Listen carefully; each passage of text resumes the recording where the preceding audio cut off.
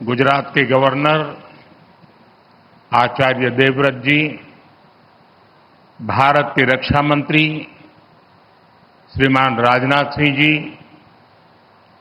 विदेश मंत्री श्रीमान एस जयशंकर जी, यहां के लोकप्रिय मुख्यमंत्री श्रीमान भूपेंद्र भाई पटेल, स्पेन और राज्य सरकार के मंत्रीगण, एयरबस और टाटा टीम के सभी साथी,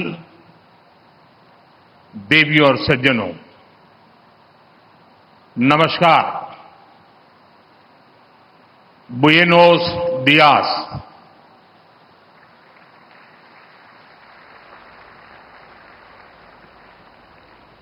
मेरे मित्र पेड्रो सांचेज जी के उनकी पहली भारत की यात्रा है। आज से हम भारत और स्पेन की पार्टनरशिप को नई दिशा दे रहे हैं। हम C-295 ट्रांसपोर्ट एयरक्राफ्ट के प्रोडक्शन की फैक्ट्री का शुभारंभ कर रहे हैं। ये फैक्ट्री भारत स्पेन संबंधों को मजबूती देने के साथ ही make in India, make for the world इस मिशन को भी सशक्त करने वाली है। मैं एयरबस और टाटा की पूरी टीम को बहुत बहुत शुभकामनाएं देता हूं।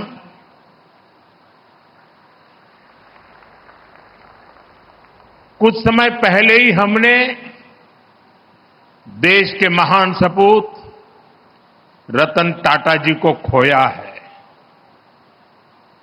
रतन टाटा जी आज अगर हमारे बीच होते तो शायद सर्वाधिक खुशी उनको मिलती, लेकिन उनकी आत्मा जहां भी होगी वो आज प्रसन्नता का अनुभव करते होंगे। साथियों, C-295 एयरक्राफ्ट की फैक्ट्री नए भारत के नए वर्क कल्चर की उसको भी रिफ्लेक्ट करती है। आज किसी भी योजना के आइडिया से लेकर एजुकेशन तक भारत किस स्पीड से काम कर रहा है ये यहां दिखाई देता है। 2 साल पहले अक्टूबर में ही महीने में इस फैक्ट्री का निर्माण शुरू हुआ। आज अक्टूबर महीने में ही ये फैक्ट्री अब एयरक्राफ्ट के प्रोडक्शन के लिए तैयार है।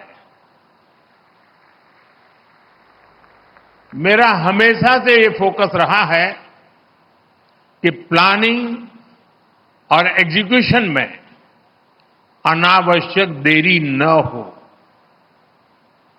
जब मैं गुजरात का सीएम था तब यहीं बड़ोदरा में ही बॉम्बार्डियर ट्रेन कोच बनाने के लिए फैक्ट्री लगाने का फैसला हुआ था। इस फैक्ट्री को भी रिकॉर्ड समय के भीतर ही प्रोडक्शन के लिए तैयार किया गया था। आज इस फैक्ट्री में बने मेट्रो कोच हम दूसरे देशों को भी एक्सपोर्ट कर रहे हैं।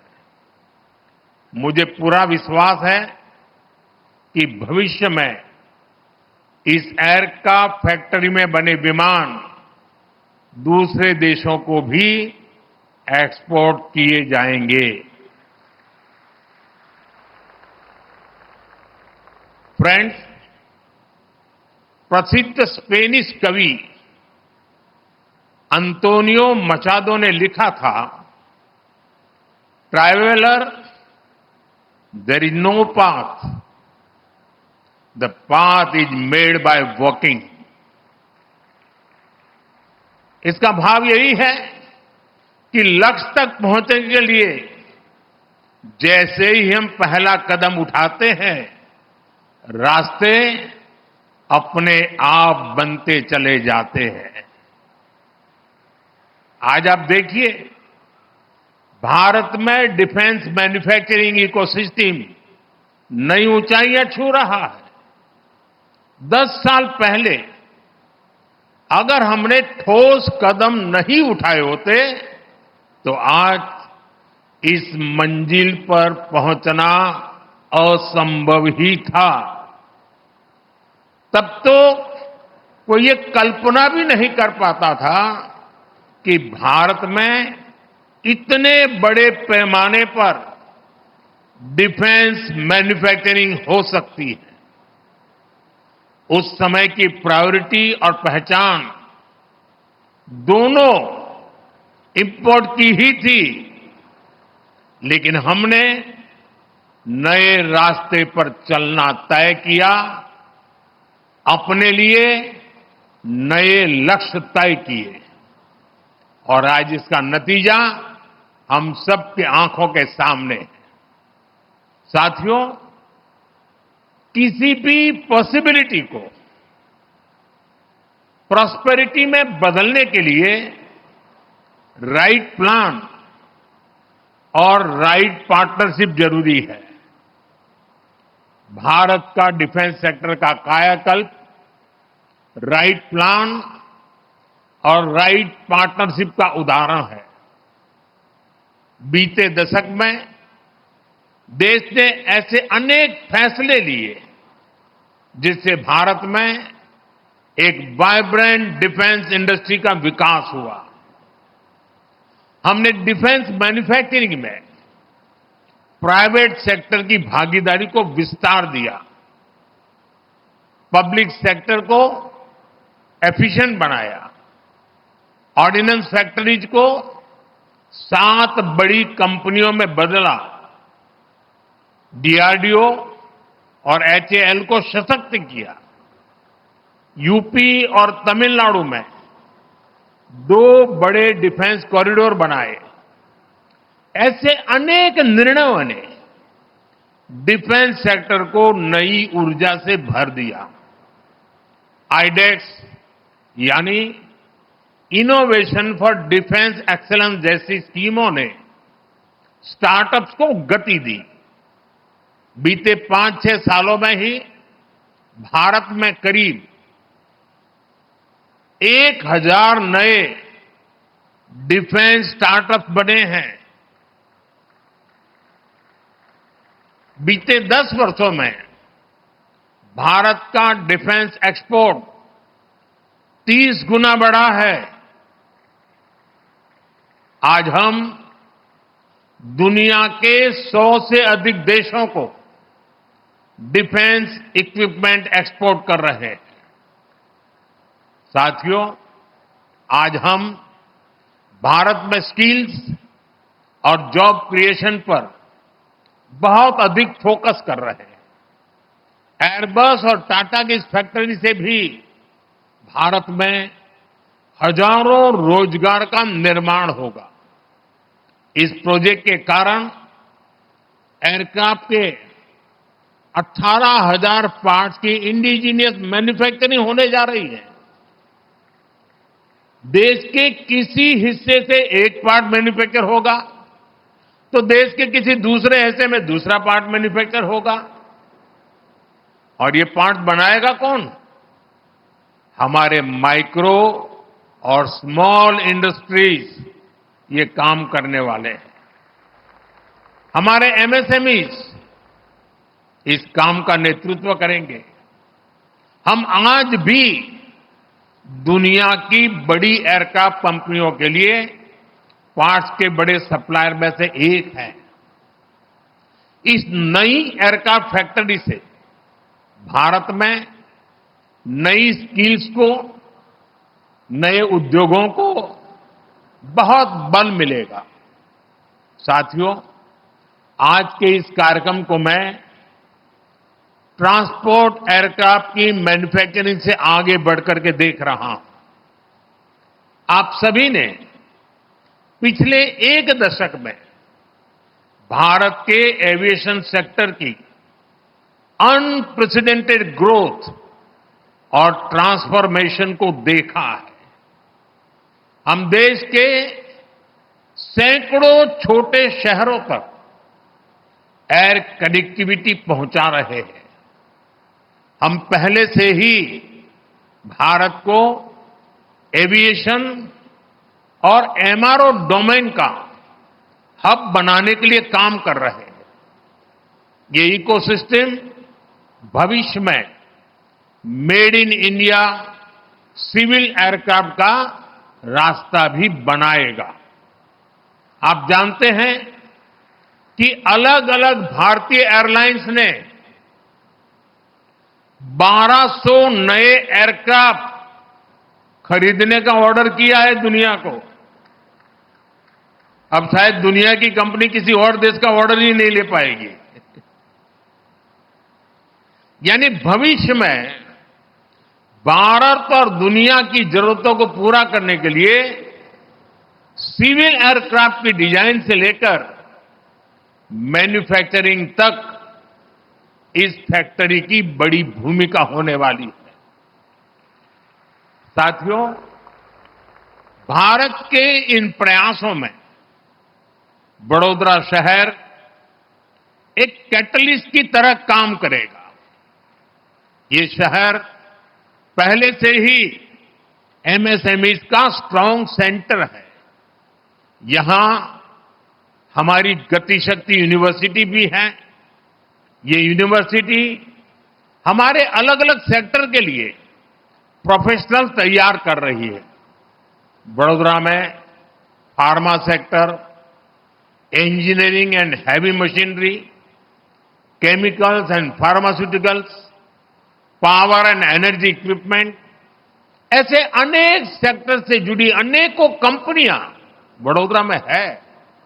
अब ये पूरा क्षेत्र भारत में एविएशन मैन्युफैक्चरिंग का भी बड़ा हब बनने जा रहा है।